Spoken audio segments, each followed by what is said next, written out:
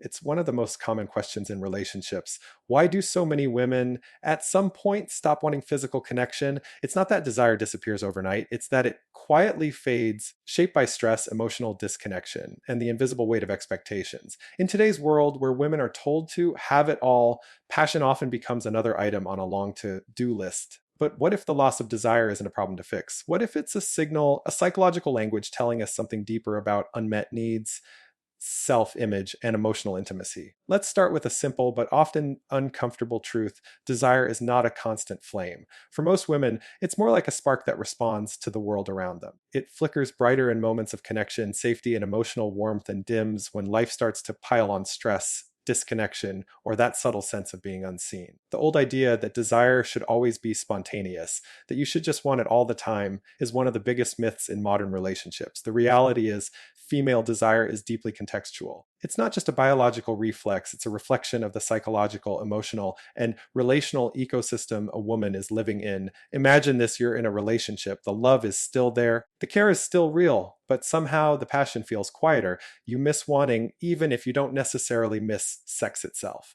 You start to wonder, what's wrong with me? That's where many women begin, by blaming themselves. But what science shows us is that there's nothing wrong at all.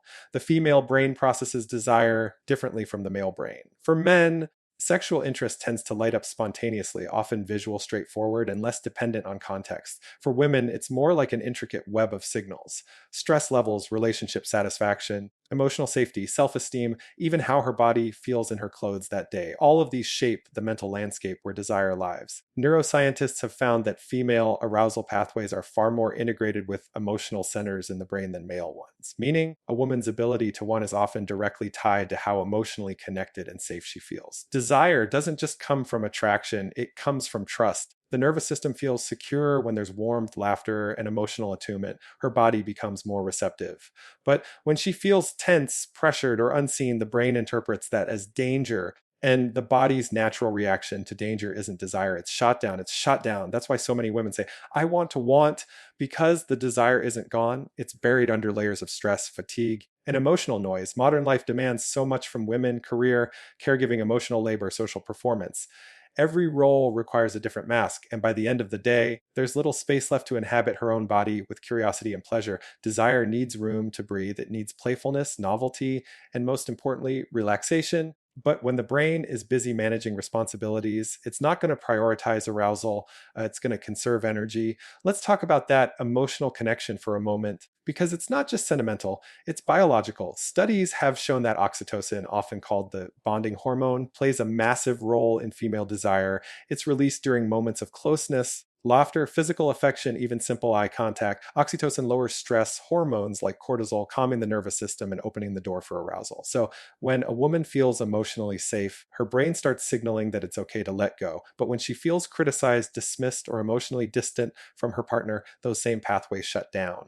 Her brain, quite literally, turns off the switch that allows for desire. Now, imagine trying to feel desire in a relationship where emotional intimacy has eroded, not because of betrayal or conflict, but because of routine. When days blur together and physical connection becomes another chore, the body stops responding.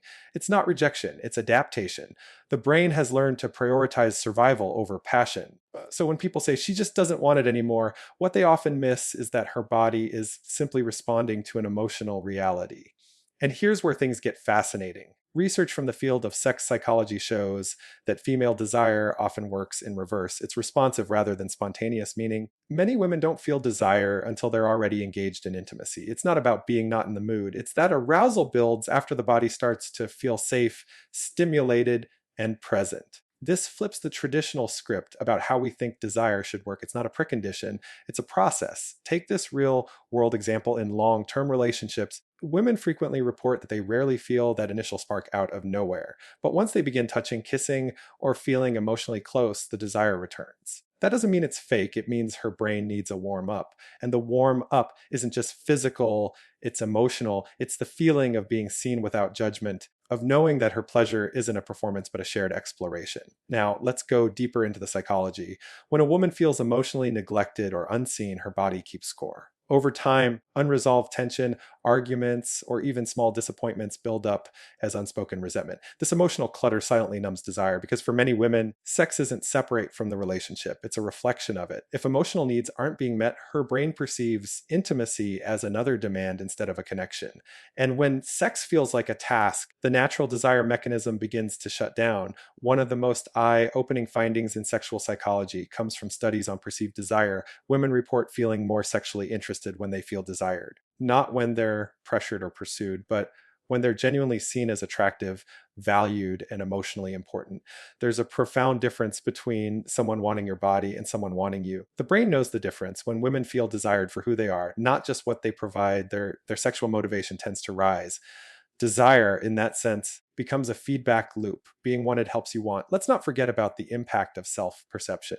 Body image plays a huge role in female desire. A woman who feels disconnected from her body, whether due to aging, childbirth, weight changes, or constant comparison, often finds it harder to access her sexual self. The cultural pressure to look a certain way doesn't just affect confidence, it affects neurochemistry. When a woman looks at herself with criticism, her brain produces stress hormones. Those same hormones directly suppress arousal signals. So the more she's in her head about how she looks, the less she can feel in her body. But when she starts to reconnect with her body through movement, mindfulness, or simply allowing pleasure without judgment, something shifts. She begins to see her body not as an object to be evaluated, but as a source of sensation. That's when desire becomes embodied again, not performative, not conditional, just real. Now, you might wonder what happens when a relationship feels emotionally solid, but desire still dips. The answer often lies in predictability. Our brains crave novelty. In early relationships, everything feels exciting because it's new. But once routine set in, the dopamine that once fueled attraction levels out. This isn't failure, it's biology. The key isn't to chase new partners for that thrill, but to reintroduce novelty and play into the existing relationship. That could mean trying new experiences, breaking the script of how intimacy usually unfolds, or even small acts of unpredictability that bring curiosity back into the equation. Desire feeds on curiosity. When a woman feels like she already knows every word, every move, every response, her brain stops paying attention. But when something unexpected happens, a new tone of voice, a change in rhythm, a deep conversation, the mind reawakens. And where the mind goes, the body follows. Let's also talk about emotional safety from a different angle, the kind that comes from authenticity. Many women have been socialized to prioritize their partner's comfort over their own, even in bed. They perform desire rather than experiencing it. Over time, this creates a split between what they feel and what they express. The body remembers that disconnect. True desire thrives only when there's permission to be real, to say no, to say yes, to express what actually feels good. When that freedom returns, desire often does too. Think about it this way. The brain is the biggest sexual organ. Everything else follows its lead. If the brain is relaxed, curious, and emotionally connected, desire feels effortless. If it's guarded, stressed, or emotionally detached, no amount of physical stimulation will change that, which means when a woman stops wanting physical connection, the solution isn't to try harder in bed, it's to rebuild the emotional landscape that allows desire to breathe again. One study that always fascinates me looked at couples who maintained high levels of sexual satisfaction over many years. The pattern wasn't about frequency, it was about emotional responsiveness. Partners who listened, showed empathy, and expressed genuine appreciation for each other's presence were far more likely to sustain passion. Desire, it turns out, is less about performance and more about presence. Let's bring this home with a simple but powerful insight. Desire isn't just about wanting sex, it's about wanting connection. And for many women, connection isn't automatic. It's something that needs emotional cues to feel safe enough to open up. When those cues disappear, when a woman feels unseen, unappreciated, or emotionally isolated, her body does exactly what it's designed to do. It protects her. It closes the door to vulnerability until safety returns. So when we talk about low desire, maybe the better question isn't why did it stop, but what has changed in her world that made it harder to feel safe, curious, and connected? That question opens a door. Instead of assigning blame, it shifts the focus from pathology to understanding. Because the truth is, female desire isn't fragile, it's intelligent. It knows when something's off, it knows when the environment doesn't feel right. It's not broken, it's communicating. It's saying, I need more closeness. I need to feel wanted, not just touched. I need to feel emotionally held before I can surrender physically. When we listen to that message instead of silencing it, relationships don't just survive, they deepen. And maybe that's the most profound takeaway of all. When women stop wanting physical connection, it's rarely because love has vanished. It's because the psychological context that once allowed desire to thrive has changed. Rebuilding that context through emotional safety, play, self acceptance, and mutual curiosity doesn't just restore sexual desire, it restores the kind of intimacy that makes relationships feel alive again. Because in the end, desire isn't a mystery to solve, it's a story to listen to. It's the body's way of speaking the language of emotion. And when we learn to hear it without shame or impatience, we discover that the fire was never gone. It was simply waiting for warmth, connection, and the permission to glow again. Let's talk about something most people are too afraid to say out loud. Sometimes women stop wanting not because they don't love their partners, not because something is wrong with them, but because deep down they're exhausted. Not just physically, but emotionally. The kind of fatigue that seeps into the bones, that quiets every spark of curiosity, that turns desire from something playful into something distant. You see, low sexual desire isn't always about hormones or attraction. More often, it's a reflection of psychological fatigue, of emotional disconnection, of the body and mind saying, I can't give more until I feel seen again. In the world of sexual psychology, this is one of the most misunderstood truths. We've been conditioned to think of a desire as a switch, something that turns on when you're attracted and off when you're not. But the science tells a very different story. For women, desire is deeply intertwined with emotional intimacy, trust, and self perception. It's not that women stop wanting, it's that their capacity to feel safe enough to want becomes compromised. And that distinction changes everything. Let's imagine this for a moment. You come home after a long day, emails, deadlines, children, family obligations, the invisible weight of keeping everyone else's life functioning. Your mind is still running a mile a minute. And then maybe your partner touches you, expecting closeness, expecting that old spark to reignite. But your body doesn't respond, not because the love is gone, but because your nervous system is overloaded. Your brain is still in survival mode, and survival and desire cannot coexist. When the body senses emotional fatigue, it shuts down what isn't essential. And in that hierarchy, sex usually comes last. It's not about rejection, it's about protection. The body is conserving energy, redirecting focus from pleasure to preservation. In a very real way, low desire is often the body's intelligent response to being emotionally overwhelmed. Here's what's fascinating. When scientists study women with low desire, they often find that physiological arousal, the body's physical readiness, is still there. The body can respond, but the mind isn't engaging. That split between body and mind is one of the most telling signs of emotional burnout. The body is capable of pleasure, but the mind is too tired to connect to it. That's not dysfunction, it's disconnection. And that disconnection often begins long before the desire fades. It starts with small, unspoken resentments, the kind that builds slowly when one partner feels unseen, unappreciated, or emotionally alone. Over time, those micro fractures in emotional intimacy accumulate. A woman might begin to associate closeness not with joy, but with emotional labor. Instead of intimacy being a release, it becomes another task. And when that happens, desire quietly disappears, replaced by a subtle sense of resistance she can't quite explain. One of the most common patterns I've seen in research and therapy alike is how many women start to feel guilty about not wanting. They internalize it, they start to see low desire as a flaw, a reflection of failing femininity. But what if we reframed it entirely? What if low desire isn't a failure at all, but a message, a form of communication from the psyche saying, I'm depleted, I need restoration, not pressure. Yeah. The truth is, the modern woman is living in a paradox. She's expected to be confident, ambitious, nurturing, sexually expressive, emotionally available, and endlessly productive all at once. Every role she plays pulls her in a different direction, and yet none of them give her time to recharge. And when emotional energy runs out, desire is the first thing to fade, not because it's unimportant, but because it requires the deepest level of presence. And presence can't exist in exhaustion. There's a psychological term called psychological detachment, which refers to the ability to mentally switch off from stress when the day is done. Studies show that women often struggle with this more than men because they carry emotional labor home with them. Their brains stay on. They think about the undone chores, the upcoming deadlines, the emotional states of their loved ones. When the mind is flooded with cortisol, the stress hormone, it suppresses the body's ability to feel desire. Cortisol and oxytocin, the hormone of connection, exist in a kind of biological tug of war. When one rises, the other falls. So when stress dominates, intimacy naturally declines. And yet, it's not only external stress that impacts desire, it's emotional distance within the relationship itself. When emotional intimacy fades, sex begins to feel hollow. It loses its meaning, its grounding. It becomes something that happens to the body, not with the body. And for many women, that disconnection is the real desire killer, because the female brain craves emotional attunement before physical arousal. It's not that women can't enjoy sex without deep emotion, it's that sustained desire in long term relationships almost always depends on it. One of the most illuminating studies in this area looked at couples who had been together for more than 10 years but still reported high sexual satisfaction. What separated them from others wasn't frequency, appearance, or even novelty, it was emotional responsiveness. When one partner expressed a need, the other responded with empathy, warmth, and understanding. This emotional reciprocity created safety. And within that safety, desire flourished. The brain learned over time that intimacy was a place of comfort, not obligation. Let's pause here because there's something poetic about that. When women feel emotionally connected, the body opens naturally. But when emotional disconnection seeps in, the body closes as a form of self protection.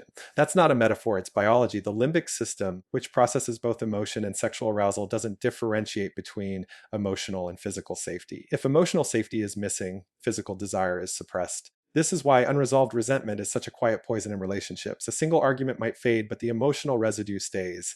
If apologies are shallow or absent, if needs go unspoken, the nervous system keeps a record. And that record shows up later in the form of disinterest, avoidance, or numbness. What looks like low desire is often emotional armor, the body's way of saying, I can't open to you until I trust you again. Here's where self perception ties in.